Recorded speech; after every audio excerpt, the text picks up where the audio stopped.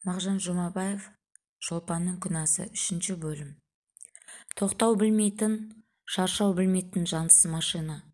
Әлдекімнің жаз орнына қан жылағанын, әлдекімнің үміті өшіп, гүл солып жатқанын, дөңгелектің арасында әлдекімнің қолы, аяғы, басы, барлық денесі кеткенін, денесі ғана емес, жаны, жүрегі кеткенін не қылсын? Қайырылып қарау білмейтін, аяу білмейтін өмір Шолпанның да жүрегінен саулап аққан қанына, қанаты сынып өліп жатқан жанына кідіріп, бұрылып қараған жоқ. Жалғыз аузынан емес, бар денесінен көбігі бұрқырап, таудан құлаған есалаң өзендей есалаң өмір озып бара жатты. Өмірдің әрбір минут сайын Шолпан ойының, Шолпан жанының әрбір ұшқыны өліп жатты. Өмір озады, тілек тозады, бала жоқ. Енді не қылмақ керек? Жоқ, дұғалығы, молдасы, қожасы құрысын, құлшылығы құрысын, айтқаннан қайтпайтын қасарған тәкаппар тәңірі бар болсын. Жоқ, бала болудың кілті көкте емес, адамның өзінде шығар. Бала болу ер мен әйелдің өзіне байлаулы шығар. Шолпанның бұл күнге шейін бала көтермеуі, кім біледі, оның шын әйел бола алмағандығынан шығар.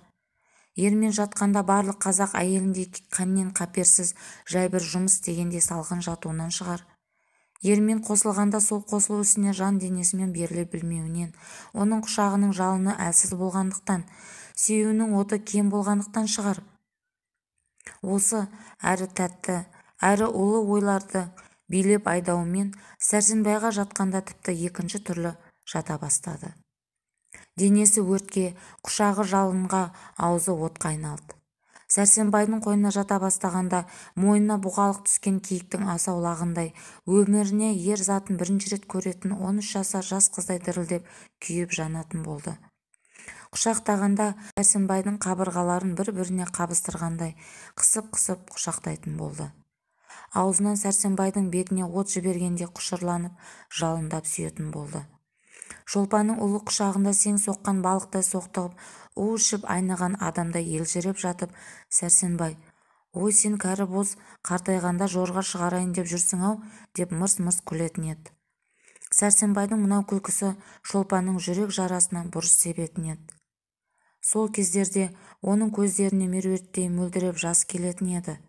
Жанынан жақын көрген Сәрсенбайдың оның жан сырын, жүрек жырын ұқпағанына зығырданы қайнаушы еді. Жүрегі уға толушы еді. Бала үшін дүниеден безіп, сопы болып жүрген кезінде, пірадар деп келемеш қылғанына, сол бала үшін жан тәнмен беріліп, әдейі есалаңданған шақтарында, оған жорға деп ат қойғанына, Шолпан Сәрсенбайға шын-шын ренжуші еді. Бала екеуінің де жоғы емес пе? Екеуіне бірдей керек байлам емес пе? Сәрсенбай сол ортақ жоқты неге бір кездеспейді? Баласы өмірдің бос екенін неге сезбейді ол? Ол неге сол іздеу отына Шолпанмен бірге түспейді, бірге жанбайды? Еркек атаулы бала дегенде ішкен асын жерге қойғанда, Сәрсенбай неге бала деп аузына алмайды? Әлде жоқ, болмас, кім біледі? Жоқ, ендеше ол неге бала іздемейді? Неге шынында ол әлде бедеу еркек пе екен?